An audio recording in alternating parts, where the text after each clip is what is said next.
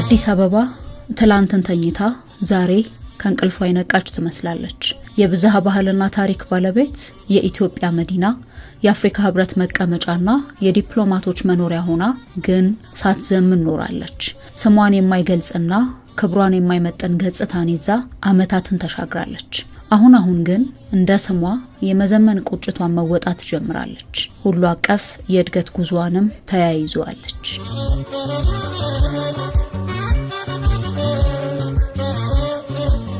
ዘመን ተሻጋሪው የኮሪደር ልማት ስራ የአዲስ አበባን ገጽታ ለውጦታል። በሁሉም ዘርፎች እድሜዋንና ስሟን የሚመጥን ውጤታማ ስራ በመሰራቱም ተመራጭ ከተማ ወደ መሆን እየተሸጋገረች ትገኛለች።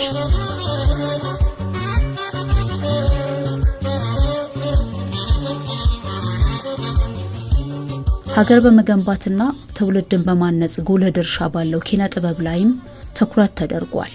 አዲስ አበባ ጽዱ፣ ውብና ለነዋሪዎቿ ምቹ ከተማ ከመሆን ባሻገር በተያዙ አካታችና በተቀናጀ ልማት በኪነ ጥበብ ዘርፍም ለከያንያንና ለተደራሲያኑ ምቹ ዕድል የፈጠሩ መሰረተ ልማቶችን ዘርግታለች።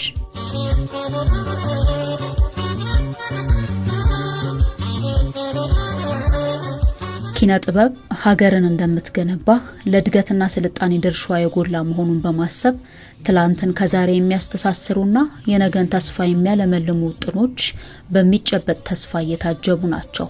ከተማዋ የታላላቅ ከያንያን መገኛ ብትሆንም የከያንያኑ ስራዎች የሚታዩበት ደረጃውን የጠበቀ ሲኒማና ቲያትር ቤቶች አልነበሯትም።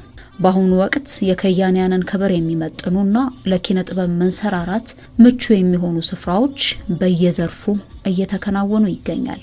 ነባር የቲያትርና ሲኒማ ቤቶችን የማደስና አዳዲሶችን የመገንባት ስራ በማከናወን ለኪነ ጥበብ ምቹ፣ ውብና ጽዱ እንዲሁም ዘመኑን የዋጀ ቴክኖሎጂን የማሟላት ስራ ተሰርቷል።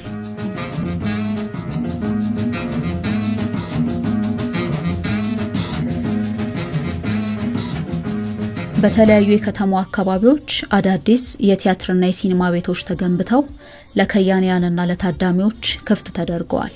እነኚህ ባህሎቻችንንና እሴቶቻችንን እንዲያስተዋውቁ የተገነቡ አዳዲስ የቲያትርና የሲኒማ ኮምፕሌክሶች የኪነ ጥበብ ኃይልን ያገናዘቡ፣ በሀገር ሁለንተናዊ እድገት ውስጥ ደግሞ ጉልህ ሚናቸውን እንዲወጡ ታሳቢ ያደረጉም ናቸው። የሲኒማ ኢንዱስትሪ የሚፈልጋቸው ቁሳቁሶችና ምቹ ስቱዲዮዎችም ተሟልተውላቸዋል።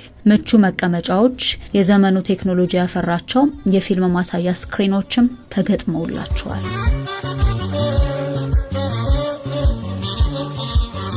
ከነኚህ ውስጥ በሰንጋተራ የተገነባው ዘመናዊው አዲስ የሲኒማ ማዕከል አንዱ ነው።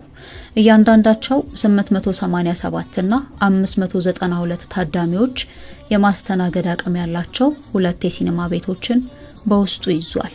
ዘመን ተሻጋሪና ሀገረሰብ እውቀቶችን ከፈጠራ አሰናስሎ ትውልድ የሚመራመርበትን እድል የሚሰጥና ጥበበኛ ትውልድን ለመፍጠር ታሳቢ ባደረጉ መሰረተ ልማቶችም አቀናጅቶ የያዘ ነው። ዘርፉ የሚፈልገውን በአንድ ማዕከል የማሟላትና አገልግሎት የመስጠትን እሳቤ ይዞ የተገነባ ዘመናዊ ሲኒማ ማዕከልም ነው። ይህ ዘመናዊና ለሲኒማ አገልግሎት ብቻ እንዲውል ታሳቢ ተደርጎ የተገነባው ባለ 15 ወለል ኮምፕሌክስ ህንፃ 4 ወለሎችን የያዘ የመኪና ማቆሚያም አሉት። የህፃናትና አዋቂዎች ሲኒማ አዳራሾችን የያዘው ዘመናዊ ኮምፕሌክስ ህንፃ ከሲኒማ አዳራሾች በተጨማሪ ከዘርፉ ጋር ቀጥተኛ ግንኙነት ያላቸውን ሁለንተናዊ አገልግሎት የሚሰጥ ነው። የስዕል አርት ጋላሪዎች፣ ሀገራዊ እሴቶችን የሚያስተዋውቁ ባህላዊ እቃዎች፣ ስቱዲዮ፣ የፈጠራና የቤተ መጻሕፍት እንዲሁም የህፃናት ጌም ዞኖችን ያካተተ ማዕከል ነው። ካፌዎች፣ ሬስቶራንቶችና የተለያዩ ቢሮዎችን የያዘ ሲሆን ገቢ እያመነጨ ራሱን ማስተዳደር እንዲችል ተደርጎ የተገነባ ትውልድ ተሻጋሪ የሲኒማ ማዕከልም ነው።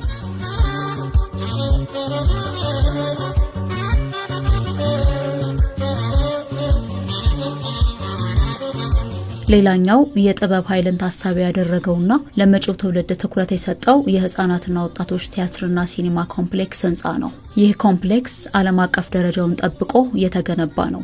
በውስጡም 1200 ሰዎችን በአንድ ጊዜ መያዝ የሚችል ትልቅ የቲያትር አዳራሽ እንዲሁም 2 ሲኒማ ቤቶች እያንዳንዳቸው 168 እና 158 ሰዎችን በአንድ ጊዜ ማስተናገድ የሚችሉ ትልቁ የቲያትር ቤትና ሁለቱ ሲኒማ ቤቶች እንደ ተመልካች ብዛት ቲያትርና ፊልም ማሳየት የሚያስችልም ነው። ከዚህ በፊት ከነበሩት የቲያትርና ሲኒማ ቤቶች በብዙ ነገሩ ይለያል። መድረኩ ትልቅ ነው፣ አሰራሩም ልዩ ነው፣ ደግሞም በጣም ዘመናዊ ነው። ሃይድሮሊክ ስቴጅ አለው። በኮምፒውተር አማካኝነት በራሱ እንዲንቀሳቀስ ተደርጎ የተሰራ ነው። ለኮንፈረንስና ሲምፖዚየም የሚያገለግሉ 3 ትላልቅ አዳራሾች በህንፃ ውስጥ ይገኛሉ።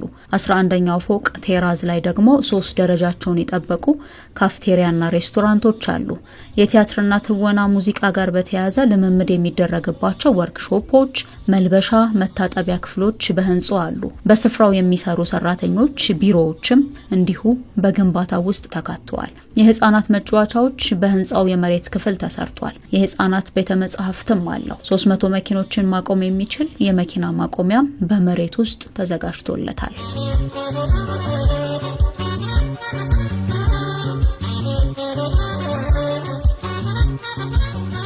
የኪነ ጥበብ ስራዎች በአዳራሽ እንዳይገደቡና ወደ ማህበረሰቡ እንዲደርሱ ሰፊ እድል የፈጠሩ አምፊቲያትርና ፕላዛዎች ደግሞ የህብረተሰቡን የታዳሚውን ደረጃን እየጨመሩ ናቸው።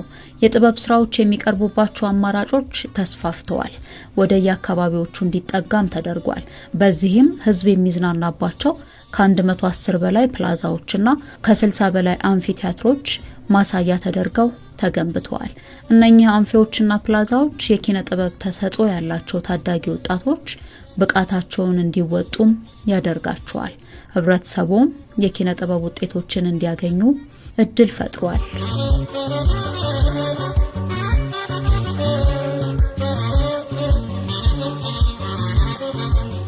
የሀገርን ባህል ታሪክና እሴቶችን ለዓለም ከማስተዋወቂያ መንገዶች አንዱ ኪነ ጥበብ ነው። ኪነ ጥበብ ለሀገር እድገትና ብልጽግና ሚናው የጎላ ሲሆን የአንድ ሀገር እድገትና የስልጣኔ መገለጫም ነው።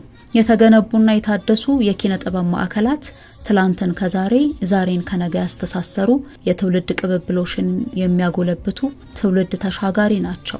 እነኚህ ዘመንን የዋጁ የቲያትርና ሲኒማ ማዕከላት ለከያንያን ምቹ ሁኔታን ፈጥረዋል። የኢትዮጵያን የአብሮነት እሴቶች እንዲያጎለብቱና የወል ትርክቶች ጎልተው እንዲወጡ በማስረጽ ረገድ ደግሞ ከከያንያኑ ብዙ ይጠበቃል።